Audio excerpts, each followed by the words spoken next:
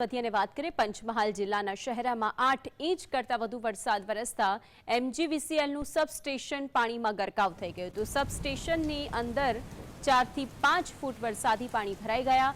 હજુ પણ વરસાદ યથાવત હોવાથી વધુ પાણી ભરાઈ ગયા છે। ભારે વરસાદના કારણે 40 કરતાં વધુ ગામોમાં વીજ પુરવઠો બંધ થઈ ગયો હોવાથી કલાકો સુધી લાઇટ બંધ રહેવા સાથે અંધારામાં લોકોને રહેવા માટે મજબૂર બનવું પડ્યું।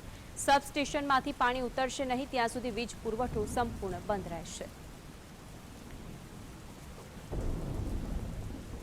MGVCL પેટા વિભાગીય કચેરી શહેરા 1 અને 2 માં મોડી રાત્રે ભારે વરસાદના કારણે શહેરા 1 અને શહેરા 2 પેટા વિભાગીય કચેરી પાણીમાં સંપૂર્ણ રીતે થઈ ગયેલ છે। એટલે અમારા કર્મચારીઓને અંદર જવામાં અને આવવામાં તકલીફ પડી રહેલ છે।